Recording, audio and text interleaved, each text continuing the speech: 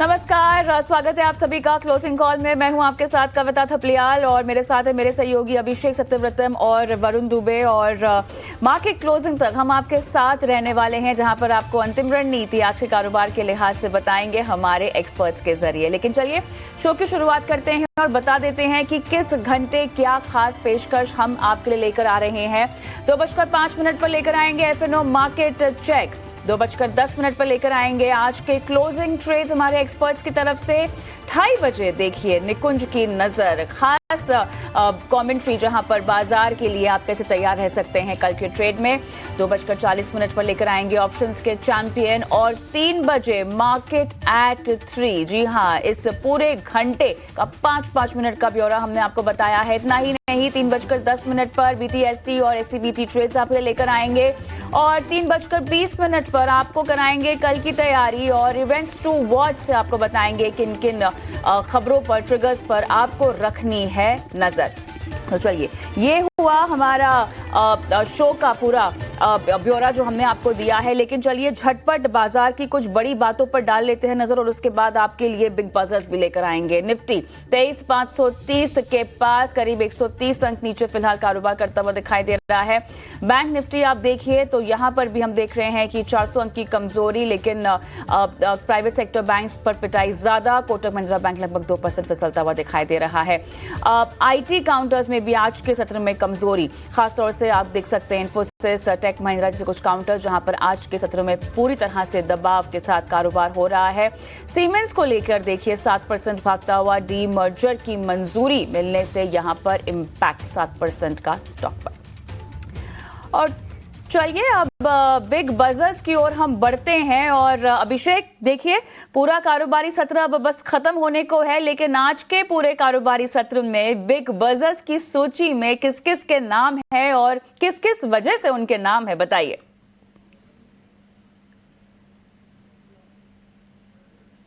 कविता, 1.5 घंटे का सत्र बचा है और हैपनिंग होगा, नहीं होगा तो हम करवाएंगे, बढ़िया ट्रेड बताएंगे अपने एक्सपर्ट्स के जरिए अपने दर्शकों को। लेकिन आज देखिए इंडेक्स थोड़ा साइडवेज है, थोड़ा कंसोलिडेशन वाले फेज में गया है। बजर्स वही स्टॉक्स हैं जहां पर आज खबरें हैं और एक एक करके 4-5 शेयरों की हम लिस्ट सामने रख देते हैं। सबसे पहले सीमेंस को लेकर आइए। सीमेंस में आज हम देख रहे हैं कि 7% के आसपास की तेजी है। सीमेंस का एनर्जी कारोबार अलग हो रहा है, खबरें पहले आ गई थी, अब NCLT ने इसको मंजूरी दे दी है और रिकॉर्ड डेट भी इसकी आ गई है। इसके चलते हम शेयर में 7% की तेजी देख रहे हैं और सीमेंस के साथ हम देख रहे हैं कि बाकी के भी जो कैपिटल गुड्स वाले शेयर हैं वहां पर भी अच्छी तेजी आ रही है। ABB में, कमिंस में, ये तमाम शेयर आज फ्लेवर में दिख रहे हैं।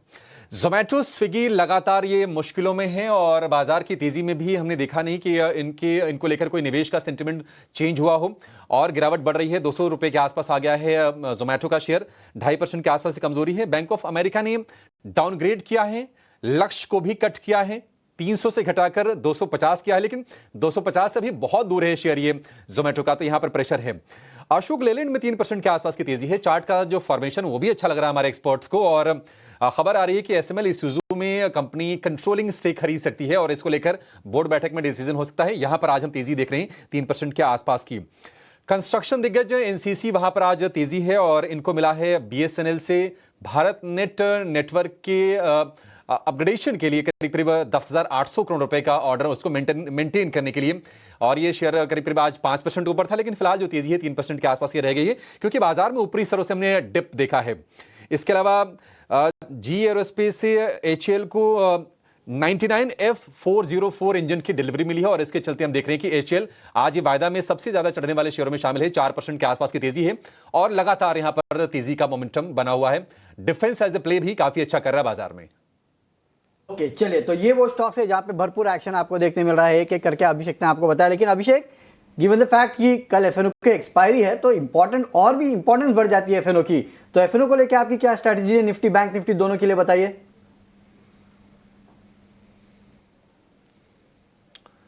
वरुण, देखिए 7 दिन की लगातार तेजी हमने देखी। कल का जो सत्र था वो एक्चुअल कंसोलिडेशन का था, हालांकि निफ्टी बहुत मुश्किल से 10 अंकों पर बंद होने में कामयाब रहा, लेकिन निफ्टी बैंक में आज दूसरे सत्र में हम कमजोरी देख रहे हैं।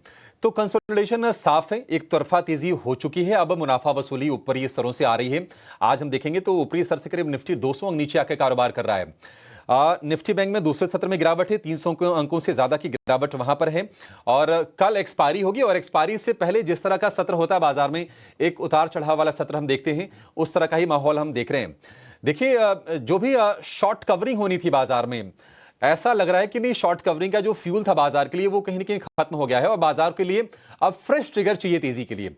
वो तेजी के लिए या फिर किसी बड़े मूव के लिए, क्या वो रेसिप्रोकल टैरिफ होगा अमेरिका की तरफ से, क्या वो रसिया और यूक्रेन के बीच में युद्ध विराम को लेकर क्या पूर्ण सहमति बनेगी वो होगा, या फिर अपने अर्निंग्स होंगे जो यहां से अब 2 हफ्ते बाद फुल फ्लेजेड शुरू हो जाएंगे, उस पर नजर रहेगी बाजार की। लेकिन निफ्टी के लिए निश्चित तौर पर जो रेजिस्टेंस का लेवल है वो है 23,800 का। दूसरा जो रेजिस्टेंस है वो साफ तौर पर दिख रहा है, मैं पुट कॉल के वो डेटा भी चेक कर रहा था, वो है 24,000 का। तो 23,800 24,000 के रेंज में जाकर बाजार थोड़ा सा हो सकता है कि और समय बिताए। लेकिन अगर हम सपोर्ट्स की बात करें, आज बाजार के लिए मजबूत वाला सपोर्ट है 23,500 का, आज की बात करें, इंट्राडे सपोर्ट की बात करें तो। और अगर हम थोड़े से लंबे अगर हम सपोर्ट की बात करें तो वो है 23,300 पर, वहां पर हम देख रहे हैं कि पुट्स का कंसंट्रेशन है। तो ये चीज आप देख के चल सकते हैं कि एक रेंज रहेगी बाजार के लिए। तेजी के ट्रिगर कहीं ना कहीं एग्जॉस्ट हो चुके हैं, हमने बड़ी तेजी देखी है लोअर लेवल से, और जो फॉल आया था उसके लगभग हमने 50% के आसपास की रिकवरी कर ली है। रोल ओवर के आंकड़े भी हैं, हालांकि अब देखिए थोड़ा सा मतलब इसको लेकर यह है कि कल एक्सपायरी है, अभी आज का सत्र बीतेगा, कल के दिन भर का सत्र बीतेगा, तो ये आंकड़े बहुत तेजी से परिवर्तित होंगे। लेकिन अगर आप इंडेक्स के रोल ओवर को देखिए, निफ्टी में अभी फिलहाल 46-46% के आसपास का रोल ओवर दिखेगा। निफ्टी बैंक की बात करें तो वहां पर थोड़े रोल ओवर बेहतर हैं, 62% के आसपास के हैं, और फिर निफ्टी की बात करें तो 55.5% के आसपास के रोल ओवर्स हैं। अगर हम सबसे ज्यादा रोल ओवर की बात करें तो CDSL, Tata Tech, JSW Energy, Bajaj Finance, Poonawalla Fincorp, यहां पर हम देख रहे हैं कि 80 से 83% के रोल ओवर्स हैं। यहां पर जो ट्रेडर्स का कॉन्फिडेंस ज्यादा दिख रहा है। जहां पर कॉन्फिडेंस कम है वो है इंडसइंड बैंक। साफ तौर पर हाल फिलहाल जो डेरिवेटिव खातों में जो गड़बड़ी थी, उसके अलावा मैनेजमेंट को लेकर कुछ चिंताएं थी, वो चिंताओं भर के आई थी। 25% के रोल ओवर अभी तक दिख रहे हैं। शुक्रवार को जांच की रिपोर्ट भी आ जाएगी, डेरिवेटिव खातों की जो फोरेंसिक ऑडिट हो रही है उसकी रिपोर्ट भी आ जाएगी, उस पर नजर रहने वाली है। इसके अलावा HCL टेक में करीब 38% का रोल ओवर है। पतंजलि फूड्स, डीमार्ट, ACC में करीब 48 से 50% के आसपास के रोल ओवर्स देखने को मिल रहे हैं। तो देखते हैं सत्र कैसा बीतता है, लेकिन कंसोलिडेशन का बाजार निश्चित तौर पर है और एक रेंज आपको देख सकती है, जो रेंज होगी करीब करीब 500 से 700 पॉइंट की निफ्टी के लिए यहां से रह सकती है।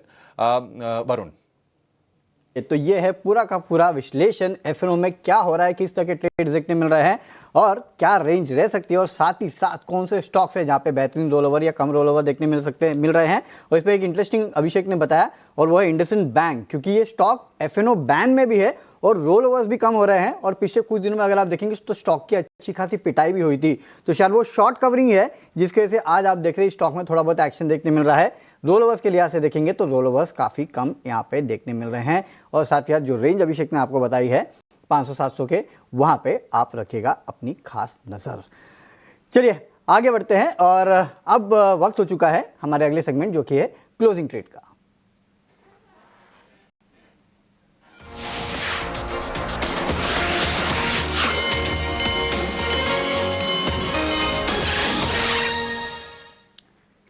चलो क्लोजिंग ट्रेड में हमारे साथ जुड़ चुके हैं हमारे दो एक्सपर्ट्स। एक तो है चॉइस ब्रोकिंग इक्विटी से कुणाल पराग जी, और साथ ही साथ मिराई एसेट शेयर खान से जतिन गेड़िया जी हमारे साथ जुड़ चुके हैं। आप दोनों का ही बहुत बहुत स्वागत है ईटी नाउ स्वदेश पे।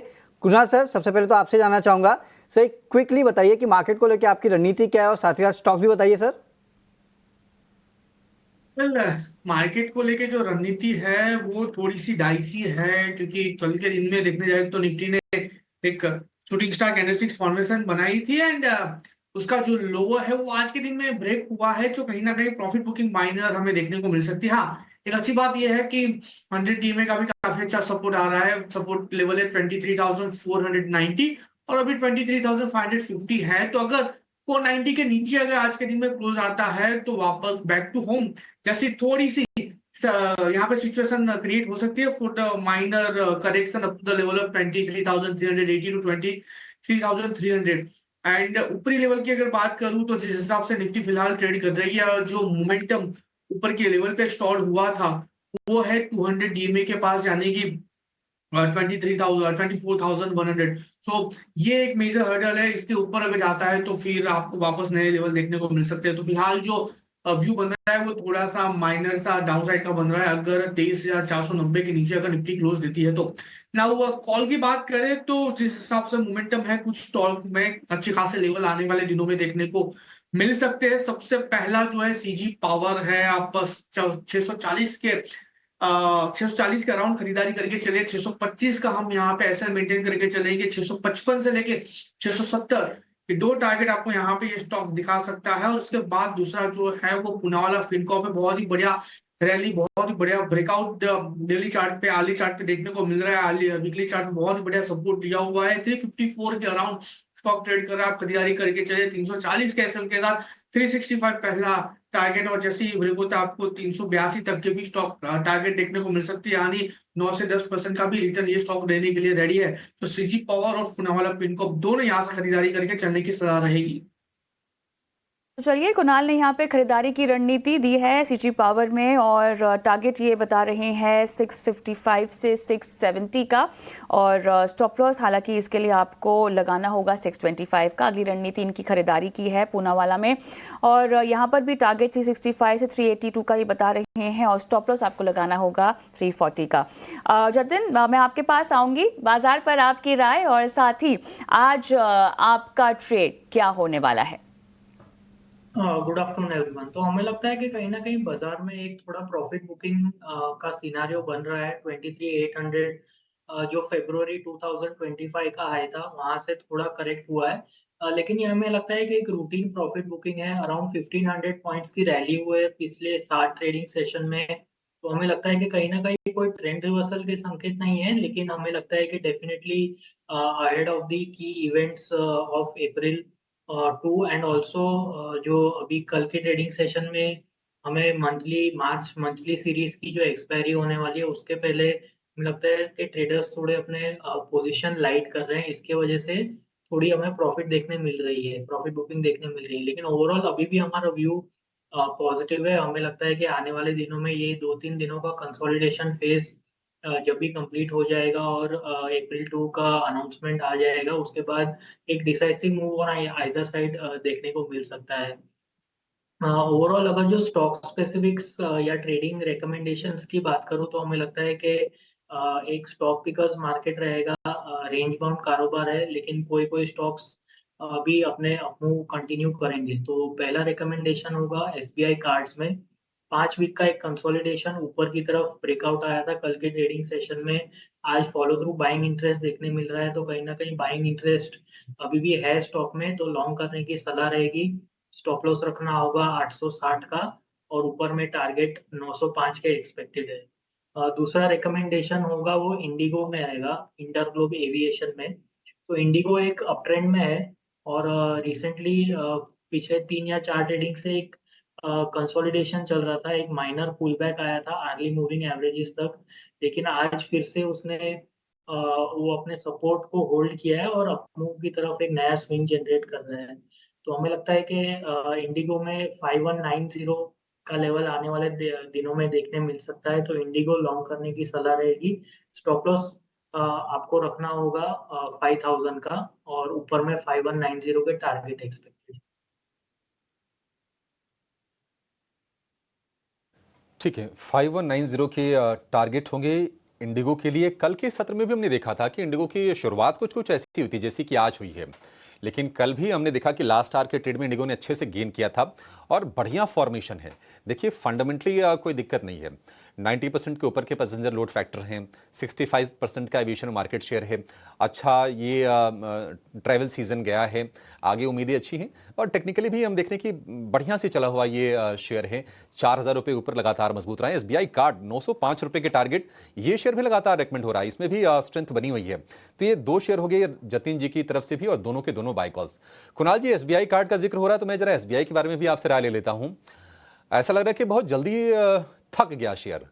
कल भी कमजोरी थी, आज फिर से कमजोरी, हालांकि 1% की आसपास की गिरावट है, लेकिन हम तो उम्मीद करके चल रहे थे कि नहीं 800 रुपये के ऊपर जाएगा और तेजी दिखाएगा। ज्यादा तो नहीं फिसलेगा ना यहां से? एसबीआई की बात करते हैं 764 के अराउंड स्टॉक ट्रेड कर रहा है और बट ऑब्वियसली कल के और आज के दिन में जो मोमेंटम हमें देखने को मिली है उसके बेस पे ही ये स्टॉक का फिलहाल करेक्टिव मूव दिखा रहा है। और अभिषेक जी अगर मैं बात करूं तो स्टॉक पे एक रेजिस्टेंस भी आ रहा है 785 का है और ये तीसरी बार है कि स्टॉक 785 के अराउंड का रेजिस्टेंस फेस कर रहा है। तो अगर आपको फ्रेश अपसाइड की मोमेंटम चाहिए तो आपको 785 के ऊपर का क्लोजिंग के लिए वेट करना पड़ेगा। जिस दिन ये स्टॉक 785 के ऊपर क्लोज देगा आपको सबसे पहला 809 और 809 के बाद वन वे रैली में आपको 880 तक के भी लेवल दिखाने के लिए रेडी है। फिलहाल स्टॉक जिस हिसाब से ट्रेड कर रहा है लाइकली चांसेस है कि आपको नीचे 756 750 तक के लेवल दिखा सकता है और अगर वहां पे आता है तो एक बार खरीदारी करके चलने की राय वहां पे बनती है up to the level of 785। लेकिन फ्रेश मूव, बड़ी मूव, रॉकेट मूव आपको 785 के ऊपर ही ये स्टॉक दिखाएगा। ठीक है, 785 के ऊपर ही बड़ा मूव आएगा एसबीआई। फिलहाल उस लेवल से 20 रुपए के आसपास की दूरी पर है एसबीआई का शेयर। आज भी 1 से 1.25% के आसपास की नरमी शेयर में हम देख रहे हैं। एसबीआई के साथ साथ जतिन आपसे जरा व्यू जानना चाहेंगे आरबीएल बैंक के शेयर को लेकर। अब 250 रुपए के आसपास का भाव हो गया। मान लीजिए जिन्होंने एंटर किया हो 140-150 की रेंज में, वो प्रॉफिट टेकिंग कर लें या फिर आपको लगता है कि नहीं थोड़ी सी गुंजाइश और है शेयर में? देखिए हमें लगता है कि 184 185 ये जो लेवल है यहाँ पे 40 वीक का एवरेज है, यानी 200 डे मूविंग एवरेज प्लेस्ड है अराउंड 184 185। तो करंट लेवल से हमें लगता है कि 4 से 5 रुपए की अपसाइड हो सकती है। लेकिन आई थिंक जैसे आपने कहा कि करंट स्तरों पे भी या थोड़ा और जो ऊपर की तरफ मोमेंटम आए तो यहाँ पे एक बार जरूर अपना प्रॉफिट बुकिंग करें, क्योंकि निचले स्तरों से अराउंड 150 से 180 एक अच्छा खासा 20% का अपमूव ऑलरेडी ये स्टॉक दिखा चुका है। तो आई थिंक अराउंड 185 अच्छे लेवल्स रहेंगे जहां पे आप अपना प्रॉफिट बांध सकते हैं।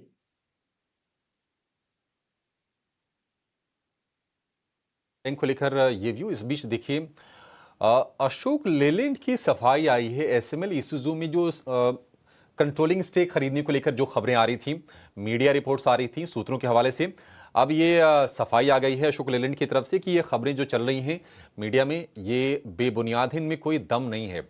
हमने करीब 4-5% ऊपर शेयर को देखा। देखिए आज का जो हाई है 220 रुपए है और अब धीरे धीरे करके जो ही ये खबर आई है, देखिए शेयर ये भी नीचे आ रहा है। जो गेंस रह गए हैं बहुत मुश्किल 2% के आसपास के रह गए हैं। कंपनी ने साफ तौर पर कहा है कि ये बिल्कुल बेबुनियाद खबर है, ये इस खबर में कोई दम नहीं है। खबर ये आ रही थी कि सुमिटोमो की जो हिस्सेदारी है एसएमएल इसूजू में, वो अशोक लेलैंड खरीद सकती है। 1400 रुपये से लेकर 1500 रुपये प्रति शेयर तक के भाव की भी चर्चाएं चल रही थी, लेकिन ये खंडन आ गया। शेयर अब ये नीचे आ रहा है। 2% के आसपास की आप तेजी इसमें मुश्किल अब देख रहे होंगे। कुणाल जी मतलब गजब है मतलब उस उम्मीद में शेयर चला था और इस पर ट्रेड्स भी आए थे। अशोक लेलैंड अब क्या सलाह देंगे, कहां पर आप एग्जिट करने की सलाह देंगे किसी ने अगर तेजी की हो तो? बहुत ही बढ़िया रैली स्टॉक में हमें देखने को मिली है। आज के दिन में देखने जाए तो मतलब है ये स्टॉक ने जो मोमेंटम दिखाई है 213 के अराउंड और ऊपरी लेवल पे 219 तक के लेवल दिखाए थे। मुझे लगा है कि घबराने वाली कोई बात नहीं है। नो डाउट ये एक माइनर ट्रेडिंग करेक्शन है, लेकिन मुझे जो फिलहाल मोमेंटम लग रही है वो ऊपर के लेवल पे ही है। लोअर लेवल पे अगर कोई भी करेक्शन आता है एंड स्टॉक वापस अगर 212 को रीटेस्ट करता है तो वहां पे खरीदारी करके चलने की सलाह है। 212 के लेवल पे 200 mm और अर्ली चार्ट का काफी अच्छा सपोर्ट है। 208 का हम वहां पे ऐसे मेंटेन करके चलेंगे। 220 का अगेन एक टारगेट और 220 जैसे ही ब्रेक होता है आपको 228 तक के भी लेवल ये स्टॉक दिखाने के लिए रेडी है। तो ट्रेडिंग के लिहाज से बहुत ही बढ़िया लेवल बन रहे हैं। 212 पे खरीदारी करके चलने की सलाह रहेगी। 12 रुपए पे यहाँ पे खरीदारी करके चलने की सलाह रहेगी। लेकिन कुणाल जी स्टॉप लॉस अगर समझे, क्योंकि ये तो एक अच्छी खबर थी जो आने वाली थी, इसके लिए स्टॉक 3% चल गया, लेकिन अगर कुछ गड़बड़ खबर आ गई तो स्टॉप लॉस कहाँ रखे? स्टॉप लॉस आपको रखना है 208 के अराउंड 208। ओके चलिए, तो 208 ये वो लेवल है जहाँ पे आप जरूर नजर रखेगा, देखिएगा, क्योंकि आज एक बड़ा इवेंट है जिसमें हम जा रहे हैं। ये कंपनी जो है वो एक एनालिस्ट या इन्वेस्टर कॉल जो है वो करने वाली है। लेट्स सी कि क्या खबर निकल के आती है। लेकिन हाँ, आपको लेवल्स बता दिए गए हैं तो उन लेवल्स पे आप रखेगा नजर। ऐसे और एक इंटरेस्टिंग स्टॉक है इंडसइंड बैंक को अगर आप देखेंगे तो आज अच्छी खासी तेजी इस काउंटर में देखने मिल रही है। आपको अभिषेक ने शुरुआत में बताया कि किस तरह के वहाँ पे कम रोल ओवर्स देखने मिल रहे हैं, स्टॉक एफएनओ बैन में है और शायद इसके लिए हो सकता है कि आपको तेजी देखने मिले, आगे बड़े बड़े इवेंट्स भी इस कंपनी के लिए लाइंड अप है। जतिन जी, कैसे देखते हैं इस स्टॉक को आप? क्या ये वो शॉर्ट कवरिंग की 1-2 दिन की स्टोरी है, तो अगर मुझे डिलीवरी लेनी है तो मैं ना लूँ, या फिर इस चीज़ को प्ले आउट करूँ और 2 दिन के लिए ट्रेड लूँ? क्या करूँ इस स्टॉक में? देखिए, इंडसइंड बैंक में हमारा व्यू थोड़ा नेगेटिव है। आई थिंक टेक्निकली कोई ऐसा स्ट्रक्चर या पैटर्न नहीं बन रहा है जिसके कारण हम ये स्टॉक पे अपना आउटलुक चेंज करें। हमें लगता है कि आई थिंक जैसे कि कहा कि जो फ्रेश शॉर्ट्स तो इसमें नहीं बन पाएंगे क्योंकि बैन में है, लेकिन जिनके पास ऑलरेडी है कैश में, आई थिंक ये पुल बैक जो भी आया है, माइनर पुल बैक आया है, उसमें एग्जिट लेने की सलाह रहेगी। हमें लगता है कि ये स्टॉक में फर्दर डाउनसाइड पॉसिबल है टुवर्ड्स द लेवल ऑफ 500 550। तो हमें लगता है कि करंट स्तरों से भी उसमें डाउनसाइड है, तो ये जो बाउंस बैक आया है उसमें एग्जिट करने को यूटिलाइज करें। के चलिए, तो ये जो बाउंस बैक आया है इसमें अगर आप एग्जिट करते हैं तो हाँ। आपके लिए ये बेटर चीज होगी। चलिए कुछ और स्टॉक्स पे बात करते हैं। अंबुजा सीमेंट को आप देखिएगा करीब 3% के आसपास की तेजी आज देखने मिल रही है। कल यूबीएस की एक रिपोर्ट आई थी जहां पे उन्होंने अल्ट्राटेक और अंबुजा सीमेंट को अपने टारगेट्स बढ़ाए भी थे और यहाँ पे अपने बेहतरीन पिक्स के तौर पे चुना भी था। आज एक फॉलोअप बाइंग देखने मिल रही है, 3% के आसपास की तेजी यहाँ पे देखी जा रही है। कुणाल जी, कैसे देख रहे हैं आप अंबुजा सीमेंट को? बताइए, आज फिर से खरीदारी का मौका बनता है क्या इन स्टॉक्स में? वेल, अंबुजा सीमेंट की बात करें तो जिस हिसाब से स्टॉक ट्रेड कर रहा है, एक्चुअली मुझे लग रहा है कि थोड़ा सा वेट एंड वॉच करके चलने की सलाह है, क्योंकि स्टॉक ने ऊपरी लेवल पे देखने जाए तो मॉर्निंग में जो कल के दिन में जो हाई बनाए थे 538.65 के, वो एक मेन हर्डल स्टॉक के लिए बन चुका है। अगर ये लेवल क्रॉस होता है तो एक अच्छे खासे लेवल आपको ऊपरी लेवल पे देखने को मिल सकते हो। और एक बहुत अच्छी बात यह है कि कल के दिन में जो कैंडल बनी थी और कल का जो लो था 518 का, वो ब्रेक नहीं हुआ एंड स्टॉक ने वहीं से 535 के आज तक के हाई बनाए हैं। तो मैं कहूंगा कि थोड़ा सा वेट एंड वॉच करके चलने की सलाह है। 538.65 यानी कि 539 के ऊपर ही हम यहाँ पे नई पोजीशन बना के चलेंगे। 539 के बाद ये आपको 560 से लेके 580 तक के लेवल दिखाने के लिए रेडी है। एंड उस टाइम पे हम जो यहाँ पे एसएल मेंटेन करके चलेंगे वो है 526 का। तो 539 के ऊपर ही पोजीशन बनाए।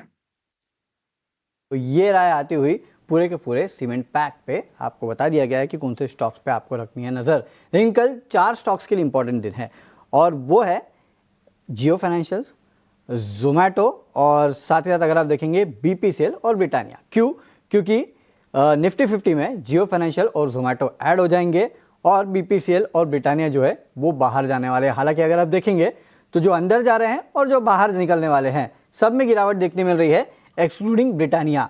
तो इस पर भी अपनी सलाह दीजिएगा। जतिन जी, कैसे लगते हैं ये चारों स्टॉक? आप बता सकते हैं कि इनमें से कोई ऐसा स्टॉक है जो पोजीशन लेने लायक है? हाँ, देखिए, हमें लगता है कि जोमेटो में थोड़ी वीकनेस और बढ़ सकती है। आई थिंक कंसिडरिंग के ये स्टॉक में पिछले 3-4 दिनों से एक कंटिन्यूअस फॉल हो रहा है और शार्प डिक्लाइन देखने को मिल रहा है, तो हमें लगता है कि ट्रेंड अभी वीक है इसमें।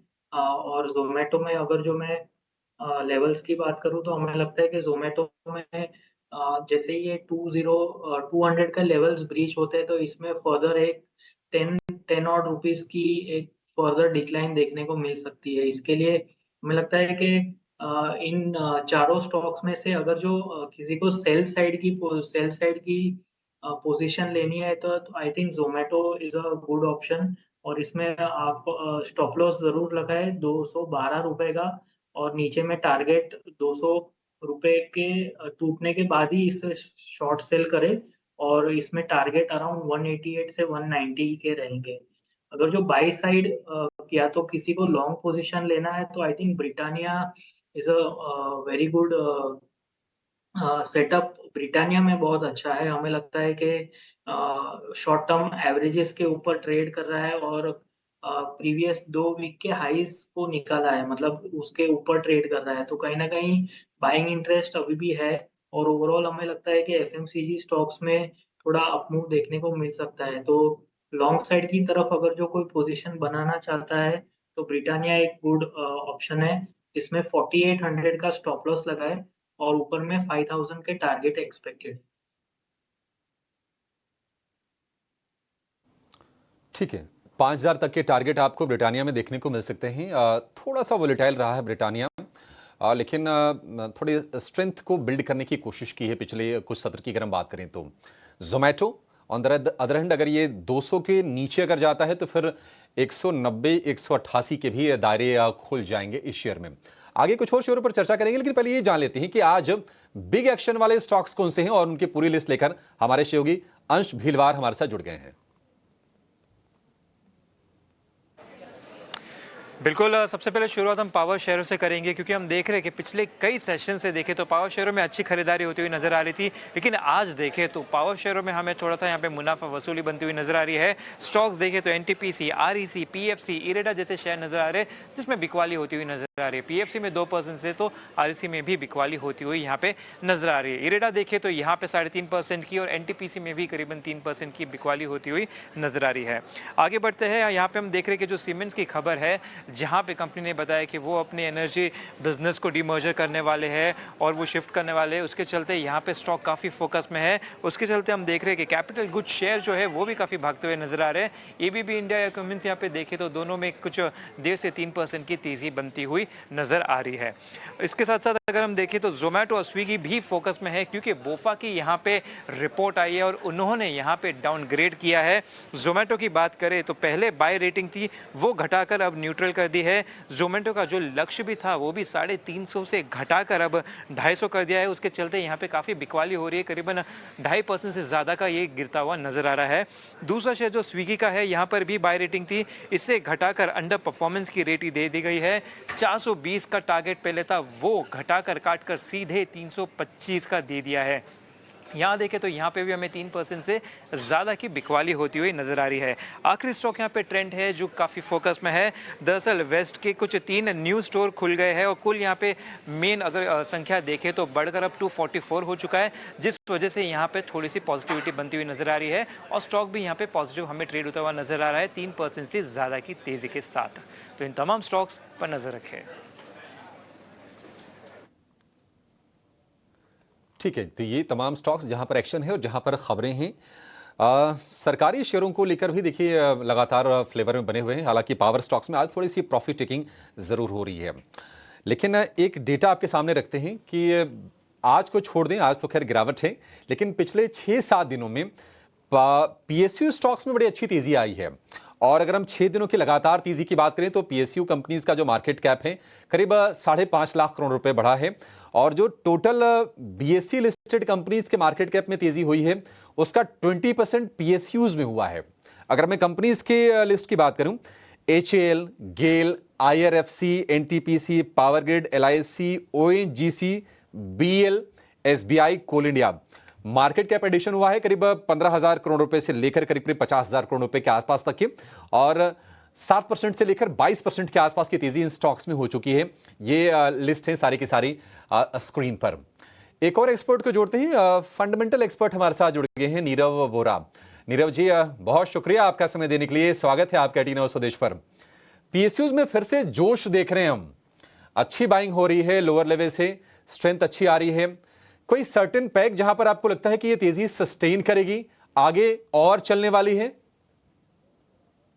देखिए, तो यस डेफिनेटली हमने देखा है कि पिछले 6 से 8 महीनों में पीएसयू स्टॉक्स जो करीबन सितंबर एंड के बाद अच्छे खासे करेक्ट हुए हैं। बहुत सारे स्टॉक्स 30 से 40% भी नीचे गिरे हैं। अब हमें लग रहा है कि जो वैल्यूएशंस बढ़ गए थे 3-4 महीने पहले, अब काफ़ी अच्छे अट्रैक्टिव लेवल्स पे आ चुके हैं। अब इस पर्टिकुलर स्पेस में सबसे फेवरेट जो हमारा है वो है एनबीएफसीज, पावर फाइनेंशियल्स, जो टिपिकली आरईसी, पीएफसी जो हैं, ये सारे स्टॉक्स वैल्यूएशन वाइज भी बहुत अच्छा अच्छे लेवल्स पे आ चुके हैं। प्लस जो ओवरऑल पावर डिमांड है, हमें लग रहा है कि आने वाले समय में 3 से 4 महीनों में हमें देखने मिल सकता है कि जो डिमांड है वो और बढ़कर सामने आएगी, बिकॉज जो गर्मी का माहौल है वो धीरे धीरे बढ़ते जाएगा। तो उसके चलते जो ओवरऑल यूटिलिटीज पावर स्पेस है वो भी हमें अच्छा लग रहा है। पावर ग्रिड है या फिर एनटीपीसी है, ये सारे स्टॉक्स पर हमारा बाय रेटिंग है और हमें लग रहा है कि हर गिरावट में इसमें बाइंग दिखनी चाहिए। एंड इन्वेस्टर्स को भी हम यही सलाह दे रहे हैं कि हर गिरावट में यहाँ पे बाइंग करते रहिए।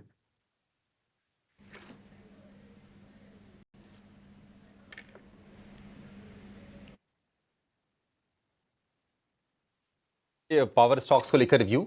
आरईसी 426 रुपये, अगर आप साल भर के नज़रिए से अवधि में अगर आप इसको देखेंगे तो ये जो शेयर था बीच में 650 रुपये के आसपास भी पहुंच गया था, उसका ऑल टाइम हाई था, लेकिन वहां से काफ़ी ज़्यादा स्टीप हमने प्रॉफिट टेकिंग शेयर में देखी आरईसी में, लेकिन रिकवरी भी आई है। आज कमजोरी के साथ फिलहाल ये शेयर कारोबार कर रहे हैं, डे लो पर है, करीब 4% के आसपास की नरमी। बाजार की इस प्रॉफिट टेकिंग में यहाँ पर भी हम देख रहे हैं कि लोग मुनाफा वसूल रहे हैं। स्टॉक्स पे यहाँ पे फोकस करते हैं, वहाँ किस तरह का एक्शन देखने मिल रहा है। इसमें एक स्टॉक है, इंटरेस्टिंग है, एडा का स्टॉक। कल देखिए इस कंपनी की बोर्ड की बैठक थी जहाँ पे इन्होंने FY26 के लिए करीब 30,000 करोड़ रुपए के ऊपर के बोरोइंग को अप्रूवल दिया। उसके बाद स्टॉक में मुनाफा वसूली देखने मिल रही है। पिछले कुछ दिनों में अगर आप देखते तो स्टॉक में लगातार तेजी देखने मिली थी, अब यहाँ पे मुनाफा वसूली देखने मिल रही है। लेकिन इससे भी इंटरेस्टिंग ट्रेंड जो है इस कंपनी के स्टॉक प्राइस में है। अब जैसे कि आप देख रहे हैं करंट मार्केट प्राइस 163.7 पे है, 27 मार्च के जो फ्यूचर्स है 163.33 पे ट्रेड कर रहे हैं, अप्रैल के फ्यूचर्स 150 पे है और मई के फ्यूचर जो है वो 142 पे है। अक्सर हम देखते हैं कि इस तरह का ट्रेंड नहीं होता, ट्रेंड उल्टा होता है, जितने फ्यूचर्स आगे के महीने के होते हैं उतने स्टॉक प्राइस ज़्यादा होता है, लेकिन यहाँ पे कम है। कुणाल जी, आपने स्टॉक प्राइस के मूवमेंट में कुछ देखा है? अजीब लग रहा है आपको? ये जो फ्यूचर्स है वो ज़्यादा ही डिस्काउंट पे है, क्या हो रहा है इसमें सर? जिस हिसाब से स्टॉक में मोमेंटम हमें देखने को मिल रही है एडा, आप देखिए आने वाले दिनों में स्टॉक में अच्छी खासी मोमेंटम पर्टिकुलरली देखने को मिल सकती है। नो डाउट टाइमिंग स्टॉक में देखने जाए ना तो पिछले 2-3 दिन से हमें करेक्शन देखने को मिला है। कल के दिन में शूटिंग स्टार कैंडलस्टिक्स फॉर्मेशन बनाया था जो एक बियरिश रिवर्सल फॉर्मेशन है और 168 का एक सपोर्ट लेवल था और अभी स्टॉक 163 के अराउंड ट्रेड कर रहा है। मुझे लग रहा है कि स्टॉक में 153 के अराउंड की मोमेंटम आनी चाहिए। 153 अगर स्टॉक आता है तो वहां पे खरीदारी करके चलने की सलाह रहेगी और जिस हिसाब से स्टॉक ट्रेड कर रहा है लाइकली चांसेस है 153 हमें देखने को मिल सकता है एंड 153 जैसे आता है खरीदारी करके चले। 145 का एसएल मेंटेन करके चलेंगे। टारगेट की बात अगेन ऊपरी लेवल पे 170 और 170 अगर ब्रेक होता है तो 175 तक के भी लेवल ये स्टॉक आपको दिखा सकता है। तो व्यू फिलहाल टोटली पॉजिटिव साइड का ही बन रहा है, बस बाय करेक्शन पे करेंगे तो ही अच्छा रहेगा। ये अच्छा है व्यू, ठीक है, बट हाँ करेक्शन आने दीजिएगा, उसके बाद ही स्टॉक में खरीदारी करना चाहिए। और एक स्टॉक देखिए सीमेंस का स्टॉक, आज काफ़ी बेहतरीन तेज़ी यहाँ पे देखने मिल रही है क्योंकि वो जो खबर आई है इनकी NCLT से अप्रूवल मिला है, डीमर्जर की खबर है, उसके बाद स्टॉक में अच्छी खासी तेज़ी देखने मिल रही है। तो इस पर भी एक राय ले लेते हैं कि करना क्या चाहिए स्टॉक पे। नीरव जी से पूछते हैं। नीरव जी, आपकी कंपनी की रिपोर्ट है, इसको आपने द कमबैक किड कहा है, बताइए सर सीमेंस में करना क्या चाहिए? कि देखिए अगर हम ओवरऑल कैपिटल गुड्स की बात करें तो पिछले 2 सालों में हमने एक बहुत ही बेहतरीन तेज़ी देखी है सारे स्टॉक्स में, चाहे वो सीमेंस हो या ABB हो, L&T हो और बहुत सारे छोटे छोटे mid and small cap companies में भी हमने ये सब देखा है। इसके चलते पिछले 6 महीने में हमने देखा था कि वैल्यूएशंस काफ़ी सारे स्टॉक्स के बढ़ गए थे एंड थोड़ा जो गवर्नमेंट का कैपेक्स पे जो ध्यान था वो थोड़ा कम हो गया था, तो उसके चलते एक अच्छा खासा हमने करेक्शन भी देख लिया है।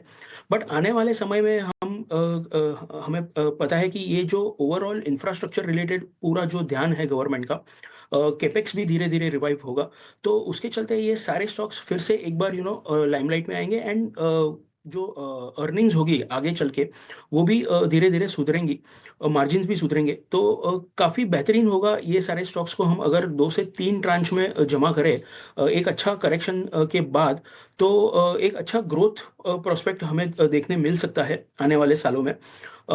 डेफिनेटली ये जो सीमेंस की बात कर रहे हैं यहाँ पर भी एक डीमर्जर स्टोरी है, तो ये भी एक वैल्यू अनलॉकिंग होगा इन्वेस्टर्स के लिए। तो हमारा राय यही है कि धीरे धीरे करके इसे 2 से 3 ट्रांच में जमा करिए। इन केस अगर मार्केट थोड़ा बहुत करेक्ट होता है तो एक बहुत ही बेहतरीन अपॉर्चुनिटी होगा री एंटर करने के लिए इस पर्टिकुलर शेयर में। आती हुई सीमेंस के स्टॉक प्राइस पे, लेकिन ये पूरी कहानी क्या है? दरअसल ये जो डीमर्जर हो रहा है ये क्या हो रहा है, क्यों हो रहा है, क्या रेशियो है, ये सब समझ लेते हैं। तो अभिषेक ने इसकी पूरी स्टडी कर रखी है। अभिषेक बताइए ये सीमेंस की पूरी स्टोरी क्या है?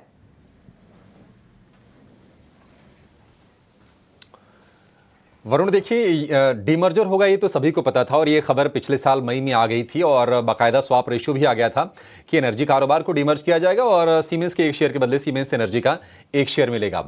नई चीज ये इसमें है कि एनसीएलटी यानी कि नेशनल कंपनी लॉ ट्रिब्यूनल से मंजूरी मिल गई है और रिकॉर्ड डेट तय हो गई है शेयर धारकों को डिटरमाइन करने के लिए कि कौन एलिजिबल शेयर होल्डर होंगे जिनको कि सीमेंस एनर्जी का भी शेयर दिया जाएगा।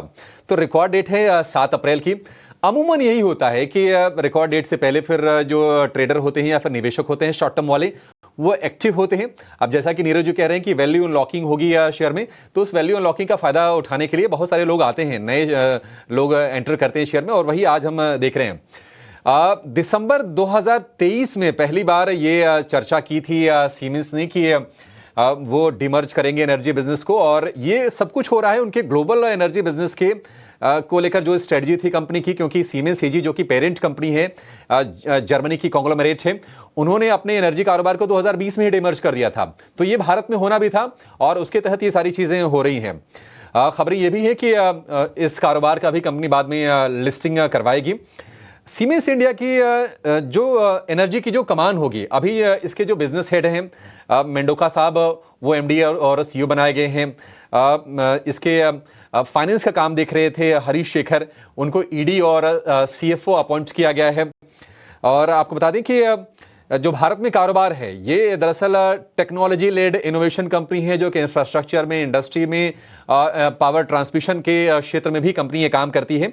महीने भर में 17% के आसपास की तेजी शेयर में हमने देखी है, क्योंकि सारे के सारे कैपिटल गुड्स बास्केट में बाइंग आ रही थी। करेक्ट काफी ज्यादा हुए थे 2025 में। अब तक अगर आप देखेंगे तो 17% अभी भी नीचे है। ये 6 महीने में करीब 23% की गिरावट है और अगर आप एक साल में देखेंगे तो +7% आपको इसके लेवल दिखेंगे। लेकिन हमने 8,000 रुपए के ऊपर के भी भाव देखे थे सीमेंस के, अब भाव है 5,500 रुपए के आसपास के। तो काफी ज्यादा नीचे है अपने हाई से और हो सकता है कि ये वैल्यूएशन कैचअप की फिर से कोशिश शेयर करे और जो लोग एक्टिव होंगे, फ्रेश बाइंग अगर शेयर में होती है तो उससे सपोर्ट भी आगे मिलता हुआ दिख सकता है। है पूरी सीमेंस की कहानी जो समझाई अभिषेक ने और लगातार अपने एक्सपर्ट से हम इस पर सलाह भी ले रहे हैं, जहां पर कुछ नियर टर्म आउटलुक काफ़ी पॉजिटिव, लिहाजा 6,000 तक के लेवल्स भी बताया जा रहा है कि स्टॉक पहुंच सकता है। लेकिन हम आगे बढ़ते हैं एक बहुत ही दिलचस्प खबर की ओर। खबर यह है कि टेस्ला का जो पूरा टशन है पूरी दुनिया में अब हो सकता है कि कम हो सकता है या कम होने वाला है। ऐसा इसीलिए कहा जा रहा है क्योंकि चाइना की जो BYD है उससे इसको मिल रही है कड़ी टक्कर। अब जो चुनौती मिल रही है वो किस लिहाज से मिल रही है और क्यों टेस्ला के टशन में ये स्पीड ब्रेकर साबित हो सकती है, पूरी जानकारी समझते हमारे सहयोगी शरद दुबे से। शरद, ये बताइए BYD जो है वो कैसे बहुत बड़ी चुनौती टेस्ला के लिए बनकर उभर सकती है? जी बिल्कुल, BYD और टेस्ला अब देखें तो हर महीने जो है यहाँ पे कंपैरिजन देखने मिलती है। दुनिया के सबसे 2 बड़े EV प्लेयर्स में ये दोनों कंपनी शामिल होती है, लेकिन इस बार जो है BYD का पलड़ा भारी है। टेस्ला का जो टशन है शायद खत्म हो सकता है और इम्पोर्टेंट अनाउंसमेंट्स भी आ रहे हैं, लेकिन ऑफ कोर्स इस पर कंपैरिजन देखते हैं। $107 बिलियन का रेवेन्यू आया है, टेस्ला को पीछे छोड़ दिया है। हाँ, वैल्यूएशंस के हिसाब से टेस्ला महंगा है, आप देख सकते हैं ऑलमोस्ट 5x मार्केट कैप को लेके, लेकिन 2025 में कहानी अलग है। टेस्ला 25% गिरा इस साल, वही BYD की बात करें तो लगभग 40% का ग्रोथ जो है देखने मिला और एक सिग्निफिकेंट आउट परफॉर्मर रहा है। वही अगर हम बात करें मार्केट कैप के हिसाब से तो $166 बिलियन का BYD का मार्केट कैप, अगर उसको कंपेयर करें भारत के सबसे बड़े बड़े ऑटोमोबाइल कंपनीज के साथ तो देखेंगे मारुति सुजुकी $42 बिलियन पे है, M&M, Tata Motors, Bajaj auto 24 से लेके $40 बिलियन तक है। और अगर आयशर मोटर्स को भी जोड़ दे और इन पांचों को ही जोड़ दे फिर भी देखेंगे जो मार्केट कैप आ रहा है BYD का, इन जो है सबसे ज़्यादा है। BYD की दुनिया भर में बोलबाला देखने मिल रही है, यहाँ पे स्टॉक में एक अच्छी मूवमेंट आई है। अब देखें जो मार्केट कैप है ये $170 बिलियन तक छू सकता है थोड़े दिन में, ये एनालिस्ट का मानना है। भारत के टॉप ऑटो कंपनियों की बात करें तो यहाँ सारे मार्केट कैप से ज़्यादा है और इम्पॉर्टेंटली 2025 में जो भारत ऑटो कंपनीज हैं उनके सारे मार्केट कैप जो है लगभग 6% गिरे हुए हैं। लेकिन इतने शोर शराबा क्यों हो रहा है, BYD नज़र में क्यों आया है, इस पे हम नज़र डालते हैं। 5 मिनट में 400 किलोमीटर की जो फास्ट चार्जिंग सॉल्यूशंस है, ये टेक्नोलॉजी जो है BYD ने लाया है। आप सोचिए 5 मिनट में 400 किलोमीटर का बड़ा रेंज जो है आपका गाड़ी तय कर सकता है। ये एक बहुत बड़ी न्यूज़ है। जुलाई 2022 के बाद टेस्ला की जो शिपमेंट है वो भी सबसे निचले स्तर पे आ चुकी है। बहुत सारे टैरिफ्स भी जो है चाइना लगा रहे हैं यूएस पे। चीन के ईवी मार्केट की बात करें तो ऑलमोस्ट 33% मार्केट शेयर BYD का है। अब आप सोचिए चाइना कितना बड़ा मार्केट है और यहाँ पे अब देखें तो कितना इम्पोर्टेंट जो है स्पेस ये होल्ड करता है। चीन के कंपनी लगभग 4000 फास्ट चार्जिंग स्टेशंस भी लगाने वाले हैं और इसके अलावा 250 किलोवाट तक के जो है ऑपरेशनल टेस्ला के सुपर चार्जर करते हैं। तो यहाँ पे ऑपरेशनली भी जो है BYD टेस्ला को बीट कर रहा है। चीन की कंपनियों की बात करें तो जिकर, LI ऑटो, शिपेंग, NIO जैसे चार्जिंग के जो है ज़्यादा फास्ट होते हैं। अगर रिटर्न्स की बात करें तो ऑफकोर्स BYD और टेस्ला तो अच्छे रिटर्न्स लाए हैं, लेकिन मर्सिडीज़ बेंज, BMW एक साल में जो है ख़राब प्रदर्शन आया है। इन पे प्रेशर भी पड़ रहा है कि और ज़्यादा EV लॉन्चेस ये करें। इसके अलावा देखें तो 52 वीक हाई से जो ऊंचाई से जो स्टॉक्स में गिरावट आई है, इसमें टेस्ला का सबसे भारी नुकसान हुआ है। 40% गिर चुका है। सिग्निफिकेंट वेल्थ इरोजन हुई है। $1 ट्रिलियन की जो है ऑलमोस्ट लॉस देखने मिली है। वही अगर हम बात करें मर्सिडीज़ बेंज, BMW की, तो यहाँ पे भी कुछ उतना बड़ा अच्छा प्रदर्शन नहीं देखने मिला है। एंड ऑफकोर्स यूरोप में भी जो है जो डिमांड आती है इन कंपनीज़ की, जो है यूरोप स्पेसिफिक बिजनेस ज़्यादा रहती है, तो वो डिमांड भी अभी हैम्पर्ड है। बट लार्जली BYD हम कह सकते हैं एक नया बादशाह आ चुका है EV स्पेस में और टेस्ला को जो है अच्छी तरह पीछे छोड़ चुका है। तो ये बहुत इंपॉर्टेंट डेवलपमेंट होगी कि अब टेस्ला क्या करता है। क्या इनका टशन खत्म हो गया है कि टेस्ला कुछ एक नया चीज़ लाएगा। इस तरह से अब ये कंपटीशन की जो लड़ाई है ये इंटेंस हो जाएगी। कैसे कैसे चीज़ें अनफोल्ड होती हैं वो देखना होगा। टेस्ला इस कंपटीशन को पार पाने के लिए क्या रणनीति बनाता है ये आने वाला वक्त हमें दिखाएगा। लेकिन चलिए वक्त हो गया है जी। सबसे इंटरेस्टिंग चीज़ क्या है BYD और टेस्ला में, हाँ, कि BYD आपको इंडिया की सड़कों पे दिख जाएगी। बिल्कुल टेस्ला की कोई गाड़ी नहीं दिखती। इनफैक्ट मुंबई में भी अगर आप जाएं तो आपको BYD की काफी सारी गाड़ियां दिख जाएंगी, वो रास्ते पे चलते हुए दिख जाएंगी। लेकिन आप टेस्ला तो डेफिनेटली अभी तक इंडिया में है नहीं। तो शायद एक बड़ा मार्केट जो कि BYD को टैप कराता है या फिर कोई भी ऑटो कंपनी जो है वो टैप करने की कोशिश करेगी, वो इंडियन मार्केट है, हाँ, जिसमें BYD ऑलरेडी उतर चुका है और शायद टेस्ला इसमें पिछड़ चुका है। तो ये भी एक बहुत बड़ा रीजन है जो कि टेस्ला पिछड़ रहा है। बिल्कुल देखना होगा कि आगे ये कहानी किस और करवट लेती है। लेकिन हम शो को आगे बढ़ाते हैं और वक्त हो चला है अब ऑप्शंस के चैंपियन का। और इसमें 5 पैसा कैपिटल के सचिन गुप्ता ने अपनी रणनीति हमें बताई है और खरीदारी की सलाह है इनकी। पुट खरीदने की सलाह बिरला सॉफ्ट में ये दे रहे हैं और 390 की पुट खरीदें यहाँ पर 13 रुपए में। स्टॉप लॉस आपको लगाने की सलाह दी जा रही है यहाँ पर 9 रुपए का और लक्ष्य यहाँ पर 20 रुपए का दिया जा रहा है। लॉस और प्रॉफिट, घाटे और मुनाफे का भी आकलन किया हुआ है। मैक्सिमम लॉस यहाँ पर इस ट्रेड में लगभग 4000 का बताया जा रहा है और मुनाफा 7000 का आकलन के मुताबिक सचिन गुप्ता ने पेश किया है। तो ये आज की रणनीति ऑप्शंस की। और लगे हाथों एक रिस्क डिस्क्लेमर भी आपको दिए देते हैं क्योंकि एफएनओ में ट्रेडिंग करते वक्त बहुत लोग अपने हाथ जला बैठते हैं, इसीलिए थोड़ा सा सावधानी से, सतर्कता से आपको आगे बढ़ने की सलाह दी जा रही है। सुपर एक्सक्लूसिव की। और आज हम एक नहीं खबरों का डबल डोज लेकर आए हैं, एक्सक्लूसिव खबरों का। पहली खबर है बैटरी को लेकर, PLI स्कीम को लेकर, और जो दूसरी खबर है वो है अमेरिका और भारत के बीच में जो ट्रेड टॉक्स चल रहे हैं उससे जुड़ी हुई एक बहुत ही क्रूशियल डिटेल लेकर हमारे सहयोगी समीर दीक्षित भी जुड़ेंगे। तो प्रकाश प्रियदर्शी को और समीर को अपने साथ जोड़ लेते हैं। प्रकाश, पहले आपके पास आएंगे, बताइए बैटरी PLI को लेकर क्या डिटेल्स हैं आपके पास?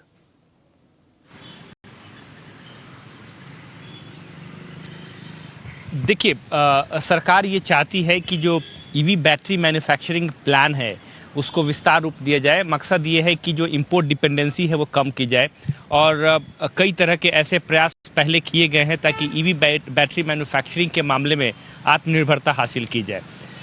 जो जानकारी हमें मिल रही है उसके हिसाब से जो मौजूदा PLI स्कीम है जो कि ACC बैटरी मैन्युफैक्चरिंग को लेकर है, जो कि करीब 18,000 करोड़ रुपए की साइज है इस स्कीम की, इसमें कई तरह के सिग्निफिकेंट प्रोग्रेस भी हमने देखे हैं। लेकिन जो हमें जानकारी मिल रही है उसके हिसाब से सरकार इस स्कीम को विस्तार रूप देगी और उसमें नए एलिमेंट्स जोड़े जाएंगे। जो पहला एलिमेंट है वो R&D को लेकर है, यानी कि EV बैटरी मैन्युफैक्चरिंग के लिए जो रिसर्च एंड डेवलपमेंट है उसको बढ़ावा दिया जाएगा।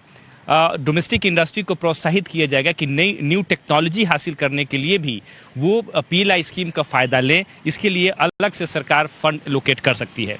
इसके अलावा जो दूसरा इंपॉर्टेंट कंपोनेंट है जो कि इस स्कीम में जोड़ा जा सकता है वो है कंपोनेंट मैन्युफैक्चरिंग, इक्विपमेंट मैन्युफैक्चरिंग, यानी कि EV बैटरी मैन्युफैक्चरिंग के लिए जिन जिन इक्विपमेंट्स की ज़रूरत पड़ती है, यानी कि रॉ मटेरियल से अलग जो जिन इक्विपमेंट्स का इस्तेमाल होता है उसके लिए भी इंपोर्ट के ऊपर डिपेंडेंसी है, उसको ख़त्म करने के मकसद से सरकार ये चाहती है कि इस तरह के इक्विपमेंट्स की भी मैन्युफैक्चरिंग देश के अंदर हो, और पीएलआई स्कीम के तहत इसको भी जोड़ा जा सकता है ताकि इंडस्ट्री को, डोमेस्टिक कंपनीज को इंसेंटिव का फ़ायदा मिले। तो दो इम्पॉर्टेंट एलिमेंट है, और इसकी ज़रूरत इसलिए पड़ी कि जो डोमेस्टिक फर्म्स थे उन्होंने सरकार से इस बात की गुजारिश की है, सरकार के संज्ञान में इस बात को पहुंचाई गई है कि जो न्यू टेक्नोलॉजी है या फिर इक्विपमेंट्स हैं उसकी सोर्सिंग में दिक्कत आ रही है, क्योंकि उन देशों में जहां पर इस तरह की टेक्नोलॉजी है, इक्विपमेंट्स हैं, वो सप्लाई करने में उतनी दिलचस्पी नहीं दिखा रहे हैं, और इस बात को ध्यान में रखते हुए सरकार ये योजना तैयार कर रही है कि उसकी मैन्युफैक्चरिंग देश के अंदर ही हो।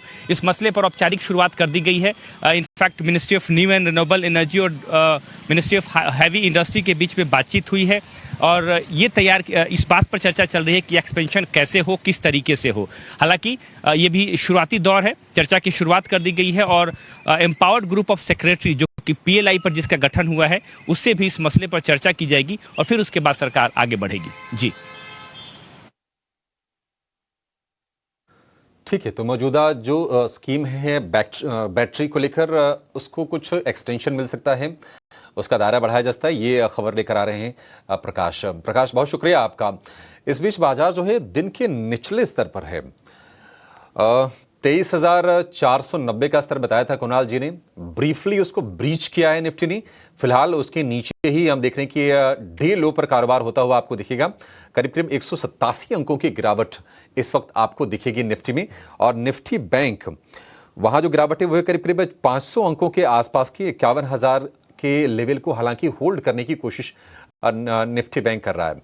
आज बाजार की गिरावट में जो मुश्किल पैदा कर रहे हैं एक्चुअली जो लीडर्स हैं, आप देखेंगे इन्फोसिस में करीब 1.5% के आसपास की गिरावट है, एल&टी का शेयर करीब करीब 1.25% टूटा है, कोटक बैंक जो लगातार चल रहा था, हमने सबसे ज्यादा तेज रफ्तार देखी थी, इनफैक्ट मार्च के महीने में करीब करीब 15% कोटक बैंक ने जोड़ दिए थे।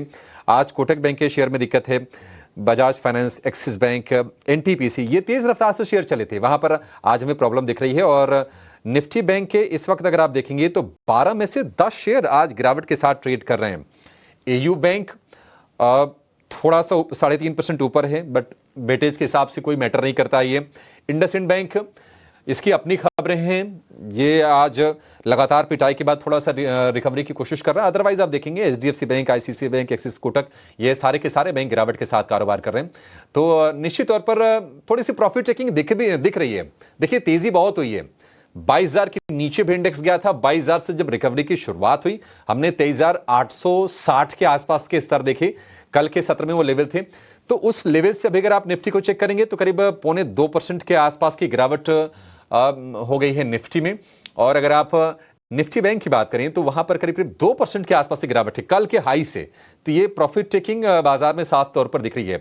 कुणाल जी 23,900 के नीचे आ गए हैं, क्या थोड़ा कॉशियस होना चाहिए तेजी को लेकर, या फिर ये जो डिप है बाइंग की अपॉर्चुनिटी दे रही है? ये 23,900 के नीचे आ गए हैं। 23,480 जो लेवल हमने कहा था उस लेवल के नीचे फिलहाल निफ्टी है, तो कहीं ना कहीं थोड़ा सा यहाँ पे कंसर्न है। एंड 23,000 मुझे लग रहा है कि जिस हिसाब से निफ्टी ट्रेड कर रहा है आज के सत्र में 200 पॉइंट नीचे है। मॉर्निंग में एक पॉजिटिव सेंटीमेंट था, लेकिन उसके बाद एक लगातार गिरावट हमें देखने को मिल रही है मार्केट में। सो यस डेफिनेटली ये एक प्रॉब्लम रैली के बाद का एक करेक्शन था जो एक्सपेक्टेड था। मुझे लग रहा है कि यहाँ से नीचे में जो हमने लेवल बताए थे 23,300 तक के लेवल देखने को मिल सकते हैं, और वहां पे काफी अच्छा सपोर्ट भी है। तो मुझे लग रहा है कि 23,300 का सपोर्ट लेके वापस हमें ऊपरी लेवल पे बाउंस बैक देखने को मिल सकता है। तो इसमें घबराने वाली कोई बात नहीं है। अगर 23,300 आता है तो मैं कहूंगा कि वहां पे स्टॉक स्पेसिफिक बाय ना करके निफ्टी को ही लॉन्ग किया जाए। स्टॉक स्पेसिफिक बाइंग ना करके निफ्टी को ही लॉन्ग किया जाए। 23,450 के आसपास से निफ्टी डे हाई से करीब करीब 250 अंकों की 280 अंकों के आसपास की नरमी हम निफ्टी में देख चुके हैं। और इस बीच जो दिग्गज स्टॉक है बाजार का, रिलायंस का शेयर दिन के निचले स्तर पर गिरावट हो गई है 1% से ज्यादा की फिलहाल। रिलायंस में जतिन आप जरा बताइए कि कॉन्ट्रा बाइंग करनी है क्या रिलायंस में?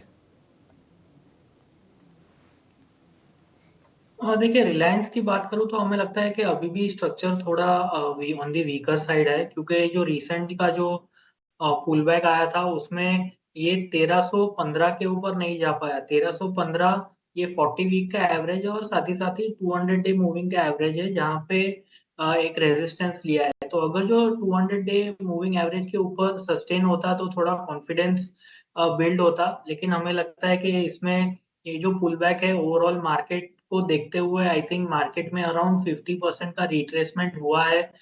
लेकिन ये रिलायंस का जो स्टॉक है उसमें 38.2% रिट्रेसमेंट भी नहीं हुआ है, तो कहीं ना कहीं अंडर परफॉर्म किया है जरूर रिलायंस ने। तो हमें लगता है कि इसमें थोड़ी वीकनेस और भी आ सकती है टिल द लेवल्स ऑफ 1245, जहाँ पे 40 डे का एवरेज है। तो हमें लगता है कि करंट लेवल्स पे भी हमें लगता है कि थोड़ी डाउनसाइड पॉसिबल है, 30 और रुपीज की डाउनसाइड पॉसिबल है in the case of Reliance.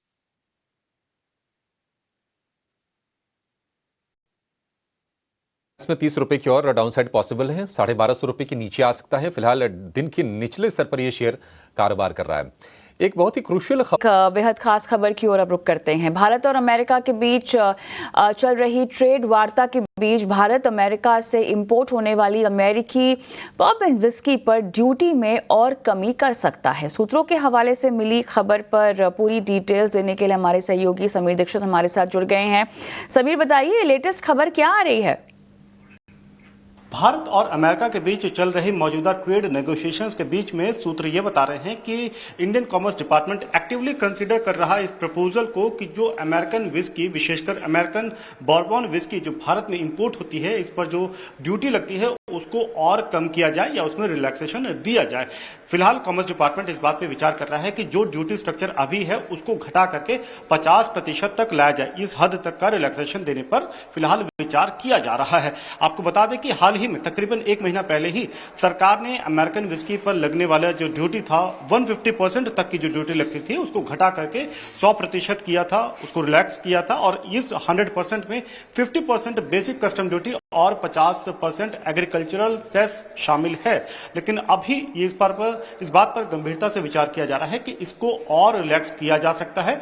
हालांकि कॉमर्स डिपार्टमेंट इस बात को भी मानता है कि इस ड्यूटी को पूरी तरीके से नील या शून्य नहीं किया जा सकता और इसके पीछे जो डोमेस्टिक प्लेयर हैं उनके हितों को साधने का तर्क दिया जा रहा है। लेकिन इस ड्यूटी रिलैक्सेशन के जरिए सरकार एक साथ कई मोर्चे पर अपनी कदम आगे बढ़ाना चाहती है। एक तो ये कि भारत और अमेरिका के बीच जो मौजूदा ट्रेड नेगोशिएशन है इसमें स्थिति को मजबूत किया जाए, इस नेगोशिएशन को एक कॉन्क्रीट रूप दिया जा सके।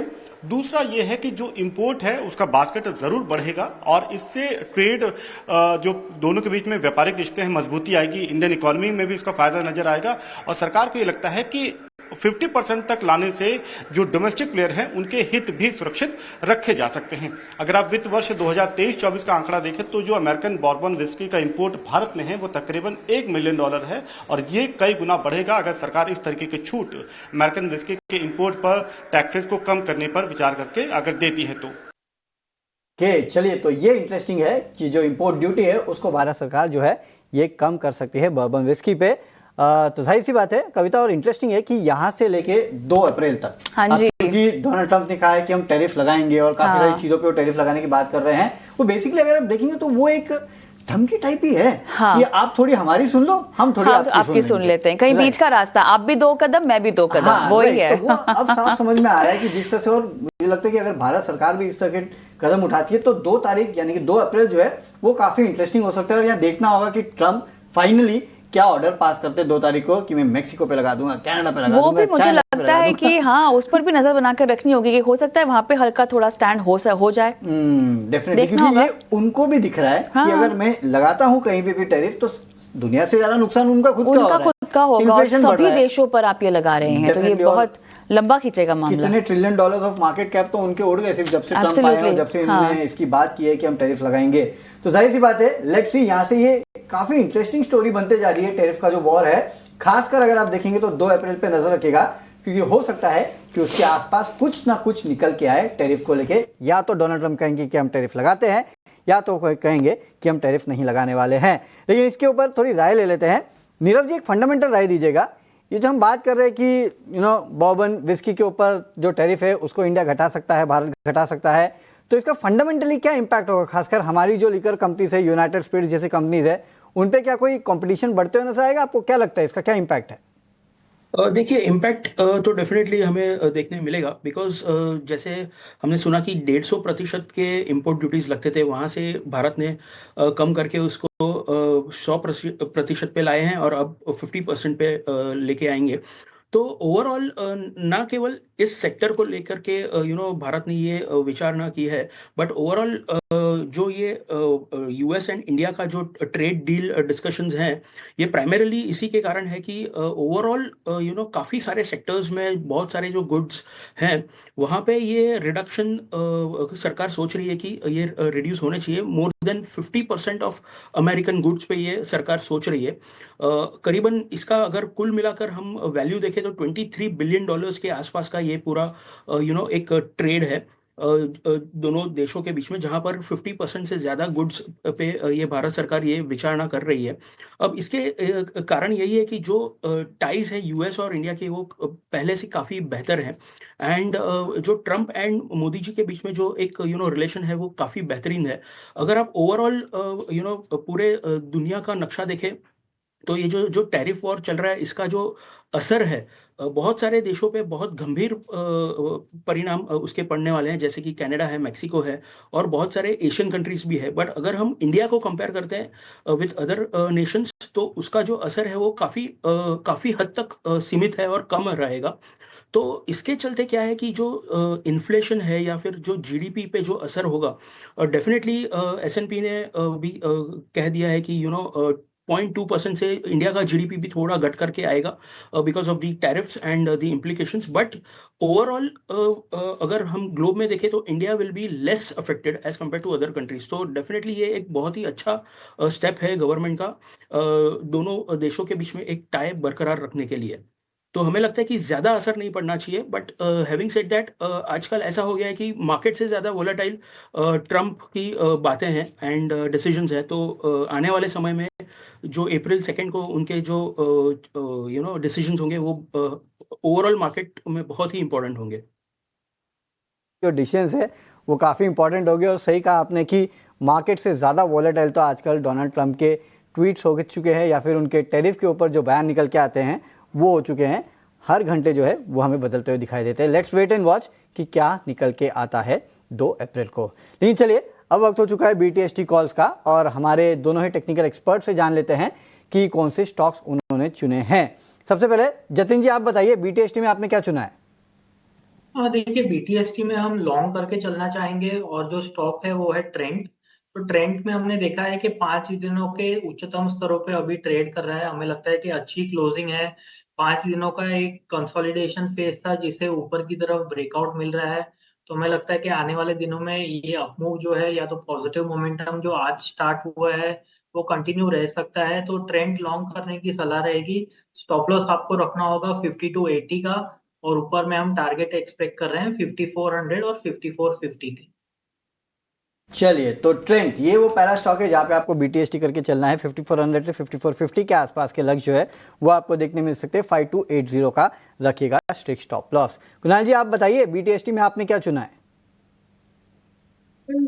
BTST में एक स्टॉक है यहाँ पे अच्छी खासी मोमेंटम हमें देखने को मिली है। स्टॉक का नाम है टाटा कॉम। आप देखिए स्टॉक का चार्ट बहुत ही बढ़िया लेवल पे स्टॉक ट्रेड कर रहा है। हाली चार्ट पे 200 MA के ऊपर है और स्टॉक ने ऑलरेडी ब्रेकआउट दिया हुआ है। आज कल के दिन में जो मोमेंटम देखने को मिली है, आज उस मोमेंटम में कहीं ना कहीं पॉजिटिव साइन देखने को मिल रहा है। खरीदारी करके चलने की सलाह रहेगी। फिलहाल स्टॉक का आप देखिए तो 1602 के अराउंड ट्रेड कर रहा है। 1574 के एसएल के साथ आप यहाँ पे खरीदारी करके चल सकते हैं। टारगेट की बात करें तो जिस हिसाब से स्टॉक फिलहाल ट्रेड कर रहा है, 1635 का पहला टारगेट जो आपको ये स्टॉक दिखा सकता है, और 1635 जिस दिन ये क्रॉस करेगा, मतलब मैं मोस्टली कल के दिन का ही चांसेस है। अगर 1635 ब्रेक करेगा तो आपको 1680 तक की भी लेवल ये दिखाने के लिए रेडी है। तो टाटा कॉम पे फोकस करके चलने की सलाह है 1574 के एसएल के साथ। टाटा कम्युनिकेशन यहाँ पे खरीदारी की सलाह है। 1574 के स्टॉप लॉस के साथ आपको खरीदना है। 1635 का पहला लेवल, और अगर लंबा चलता रहा तो करीब करीब 1680 के आसपास के लेवल जो है वो भी दिखाने का दमखम जो है ये स्टॉक रखता है। इंटरेस्टिंग ये है कि BTST में दोनों स्टॉक जो है वो टाटा ग्रुप कंपनी है, एक ट्रेंड और दूसरा टाटा कम्युनिकेशन। चलिए ऐसे ही काफी सारे और तो बंद होने में 11 मिनट के आसपास का समय रह गया है और इस वक्त दिन की निचले स्तर पर ही निफ्टी है 23,480 के आसपास कारोबार कर रहा है। और निफ्टी बैंक की बात करें जो गिरावट है करीब करीब 400 अंकों के आसपास की आज हम देख रहे हैं। कल बाजार की जो नजर होगी वो मार्च सीरीज की मंथली एक्सपायरी पर होगी। उसके पहले बाजार में हम थोड़ा सा उतार चढ़ाव देख भी रहे हैं। किस स्तर पर एक्सपायरी होगी, अप्रैल सीरीज में किन शेयर पर और किन सेक्टर्स पर फोकस होगा, इसको लेकर हमने एक जानकारों के बीच में, बड़े ब्रोकर्स के बीच में एक पोल भी करवाया है और उस पोल के नतीजे लेकर हमारे सहयोगी गौरव जवलेकर हमारे साथ जुड़ गए हैं। गौरव बताइए कहां एक्सपायरी होगी? 23,400 तो खतरे में नहीं है ना? हाँ, अगर हम बात करें तो कल ही हमारे पास मास एक्सपायरी आ जाएगी और इसके ऊपर एक काफ़ी इंटरेस्टिंग पोल हमने कराया है जिसमें हमने देखा कि कहाँ पे बुलिश व्यू बनते हुए देखने को मिल रहा है, बेरिश व्यू। अगर हम निफ्टी की बात करें तो स्पेसिफिकली एक्सपर्ट्स का मानना यह है कि कल के दिन में एक रेंज बाउंड जो है वो हमें देखने को मिल सकता है। निफ्टी जो है 23,400 से लेकर 23,500 में काफ़ी ज़्यादा लोगों का कहना यह है कि जो निफ्टी का क्लोजिंग है इस रेंज में हो सकता है। इसके अलावा अगर हम बात करें ओवरऑल मोमेंटम की भी तो कई सारे प्लेयर्स का मानना ऐसे भी है कि 23,500 के ऊपर भी ये जो है निफ्टी की क्लोजिंग जो है हमें देखने को मिल सकती है, जबकि सिर्फ 20% जो एक्सपर्ट्स हैं उनका मानना ये है कि कहीं पे ये जो बेरिश व्यू जो है 23,500 के नीचे वो हमें बनते हुए देखने को मिल सकता है। अगर हम बात करें बैंक निफ्टी तो वहाँ पे भी कहीं पे एक 50-50 पोल हमें देखने को मिला। अभी व्यूअर्स का मानना और एक्सपर्ट्स का मानना ऐसे है कि ये जो बैंक निफ्टी है वो भी कहीं पे 51,000 से 51,300 की रेंज में रह सकती है। अगर हम बात करें ऊपर या नीचे तो वहाँ पे एक इवन जो पोल है हमें देखने को मिला था। इसी के अलावा अगर हम बात करें अप्रैल में तो यहाँ पे भी एक काफ़ी इंटरेस्टिंग डेटा हमें देखने को मिला है। अप्रैल की सीरीज़ की बात करें तो कुछ ऐसे सेक्टर्स हैं जहाँ पे एक्सपर्ट जो है वो अभी से बुलिश है और इसमें आते हैं सीमेंट, इंफ्रा, पावर। अगर हम इन सेक्टर्स की बात करें तो हमने पहले ही देखा है पावर और इंफ्रा सेगमेंट में पहले ही अपटिक हमें देखने को मिली थी इस महीने में भी, और आगे भी मानना यह है एक्सपर्ट्स का कि यहाँ पे अच्छा अपटिक देखने को मिलेगा। इसके अलावा बात करें अगर हम कुछ वीक सेक्टर्स की तो वहाँ पे आते हैं IT, FMCG और कैपिटल गुड्स जैसे सेक्टर्स।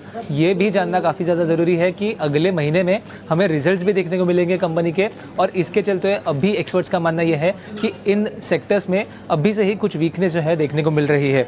आखिर में अगर हम बात करें कुछ ऐसे स्टॉक्स की जहाँ पे अभी से कुछ जो इंटरेस्ट है अप्रैल के सीरीज़ के लिए वो बढ़ते हुए देखने को मिल रहा है, तो उनमें आता है Reliance industries, Mahindra and Mahindra, power grid corporation, HDFC bank और अपोलो हॉस्पिटल्स। ये ऐसे कुछ स्टॉक्स हैं जहाँ पे एक्सपर्ट्स का मानना यह है कि अप्रैल में कहीं पे अपटिक जो है देखने को मिल सकती है और इसके वजह से ही जो इंटरेस्ट है वो बढ़ते हुए देखने को मिल रहा है एक्सपर्ट्स की तरफ से। तो एक अच्छी स्टडी जो है इस वे में हमें देखने को मिली कि कहीं पे कल के दिन के लिए तो रेंज बाउंड मार्केट हमें देखने को मिल सकता है, बट आगे जाके अप्रैल में कुछ ऐसे सेक्टर्स जहाँ पे एक बुलिश और बेरिश व्यू बनते हुए हमें देखने को मिल सकता है।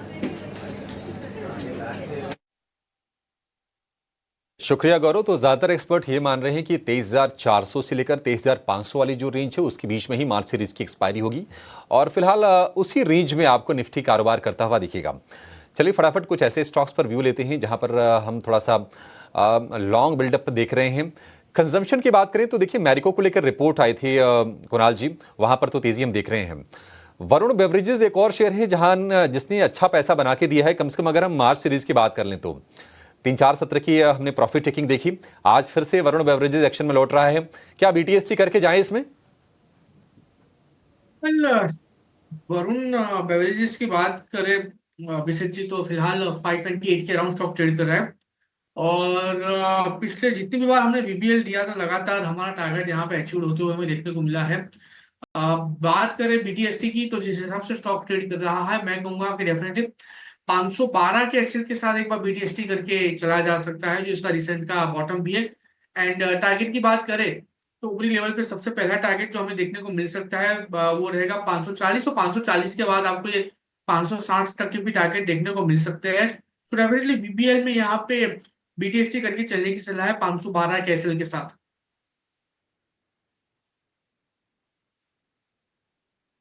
में कोई भी करेक्शन आएगा या फिर कोई प्रॉफिट चेकिंग आएगी तो लोग थोड़ा सा ना सेफ्टी की तरफ जाते हैं। सेफ्टी की तरफ जाते हैं तो शेयर कौन से थोड़ा फ्लेवर में आते हैं, वो है कंजम्पशन वाले, फार्मा वाले और कुछ कुछ थोड़े मोड़े IT वाले भी आ जाते हैं। एक और शेयर जिस पर हमने काफ़ी तेज़ी देखी है अच्छे से चला है ये मार्च में शेयर मैक्स हेल्थ का। ऊपरी स्तरों से थोड़ा सा प्रेशर आ रहा है कुणाल जी मैक्स हेल्थ में, और आज क्लोजिंग काफी कमजोर शेयर दे रहा है, 4% के आसपास की गिरावट है। क्या और ये शेयर यहां से प्रॉफिट टेकिंग का शिकार हो सकता है? अगर हाँ तो एसटीबीटी करें, शॉर्ट करें इसको? डेफिनेटली यहाँ पे फर्दर डाउनसाइड की मोमेंटम भी देखने को मिल सकती है। फिलहाल स्टॉक का 1123 के अराउंड ट्रेड कर रहा है, और जो टॉप इंटरमीडिएट बॉटम था उसका भी ब्रेकडाउन हमें यहाँ पे स्टॉक ने दिया हुआ है।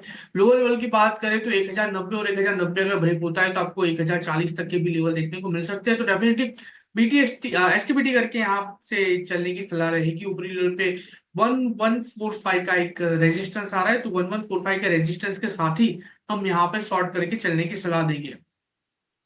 ओके चलिए, तो ये राय आती हुई मैक्स हेल्थ पे और तमाम स्टॉक्स पे जिस पे हमने की है चर्चा।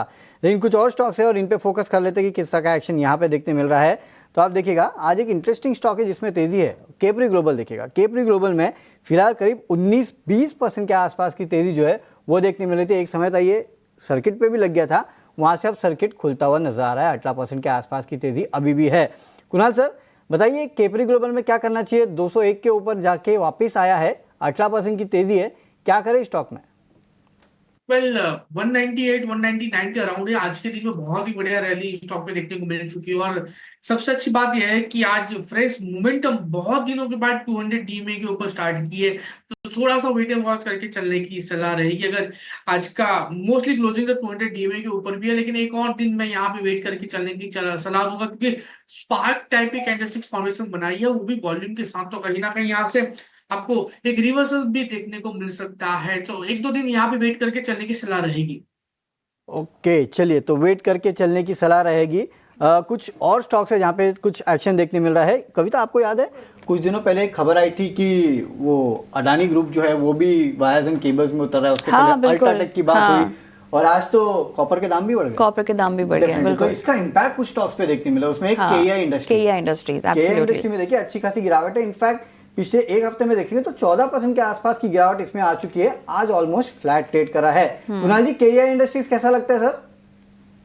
रिसेंटली उसमें अच्छी खासी वॉलेटिलिटी केईआई में हमें देखने को मिली है। आप देखिए स्टॉक को फिलहाल 2819 के अराउंड ट्रेड करते हुए हमें देखने को मिल रहा है, और पिछले कई दिनों से एक हाई वॉलेटिलिटी लोअर लेवल पे स्टॉक ट्रेड कर रहा है, और फ्रेश ब्रेकडाउन भी हमें स्टॉक में देखने को मिल रहा है। लोअर लेवल की बात करूं तो मुझे लग रहा है कि ये स्टॉक यहाँ से नीचे 2740 तक के भी लेवल हमें दिखा सकता है, और अगर वो लेवल पे स्टॉक अगर सस्टेन होता है तो खरीदारी करके चलने की सलाह रहेगी। 2740 बहुत ही बढ़िया सपोर्ट है। जो पहले एक स्ट्रॉन्ग रेजिस्टेंस था, वो अभी एक अच्छा खासा सपोर्ट यहाँ पे बनते हुए हमें देखने को मिल सकता है।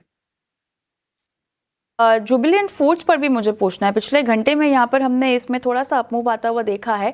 क्विकली जुबिलेंट फूड्स पे क्या कोई रणनीति?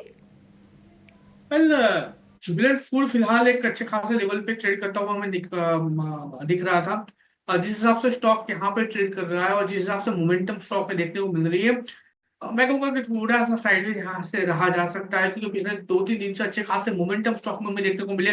200 डीएमए के ऊपर भी स्टॉक ने जो है मोमेंटम स्टार्ट की हुई है, लेकिन थोड़ा सा यहाँ से प्रॉफिट बुकिंग आते हुए हमें देखने को मिल सकता है। अगर ये स्टॉक 645 पे आता है तो ही यहाँ पे खरीदारी करके चलने की सलाह है, वरना फिलहाल इस लेवल पे अवॉइड करके चलें।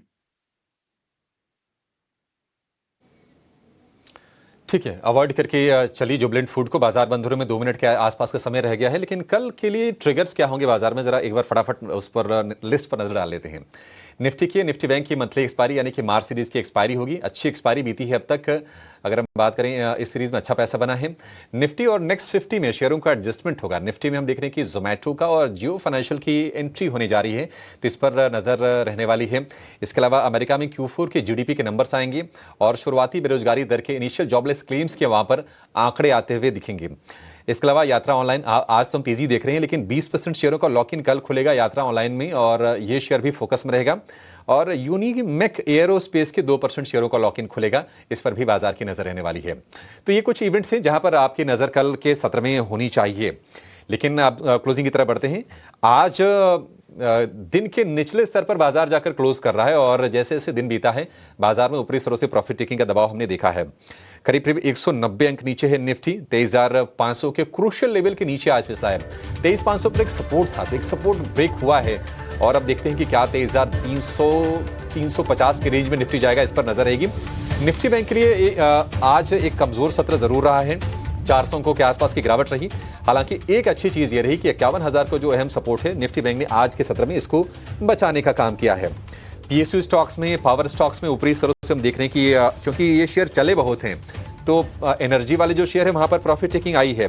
बीपीसीएल आज कमजोर हुआ, एनटीपीसी के शेयर में हमने 3.5% के आसपास की तेजी दिखी और इसके अलावा फार्मा हॉस्पिटल में डॉक्टर रेड्डीज अपोलो हॉस्पिटल के शेयर में आज के सत्र में कमजोरी रही। आईटी में विप्रो इन्फोसिस ने बाजार पर प्रेशर बनाने का काम किया है। जो शेयर आज थोड़ा बहुत चले उनकी अगर हम चर्चा करें, इंडसइंड बैंक में शुक्रवार को ऑडिटर की रिपोर्ट आएगी। इंडसइंड बैंक में तेजी रही क्योंकि शेयर पिटा बहुत है, लोअर लेवल से थोड़ी सी हम देख रहे हैं कि बाइंग आ रही है। इसके अलावा ट्रेंट में 2% के आसपास की तेजी रही। ये शेयर भी काफी ज्यादा मुनाफा वसूली का शिकार हुआ है, अब लोअर लेवल से थोड़ा सपोर्ट लेकर ये चलने की कोशिश कर रहा है और यही हाल हीरो मोटो का भी है। काफी ज्यादा हमने अगर 52 वीक हाई से देखें तो करीब 35-40% ये शेयर करेक्ट हो गया था। थोड़ी बहुत बाइंग इसमें लौटती दिख रही है और सीमेंट को लेकर जो यूबीएस की रिपोर्ट आई थी थोड़ा सहारा आज भी देती हुई नजर आई। ठीक है, आज का स्टार रहा सीमेंस, करीब 6% के आसपास की तेजी क्योंकि एनर्जी कारोबार को डिमर्ज कर रही है ये कंपनी। और एचएल में भी आज बढ़िया बाइंग हमने देखी 3% के आसपास की। तो ये रहा बाजार का हाल। 23,464 पर क्लोजिंग हुई है। दिन के निचले स्तर पर 200 पॉइंट आज निफ्टी ने खोए हैं और इसके डबल निफ्टी बैंक ने 427 अंकों की। हालांकि अगर प्रतिशत के लिहाज से देखेंगे तो बराबरी का मामला रहा, दोनों इंडेक्स में एडवांस डिक्लाइन रेशियो काफी खराब रहा। 500 शेयर चढ़ने वाले और करीब 2200 शेयर रहे आज के सत्र में गिरने वाले। चलिए इसी के साथ इस शो को यहां पर समाप्त करने का समय भी हो गया है। कुणाल जी, बहुत शुक्रिया आज आपका समय देने के लिए और तमाम शेयरों पर अपनी बहुत ही पारखी नजर डालकर रणनीति हमारे दर्शकों को सुझाने के लिए।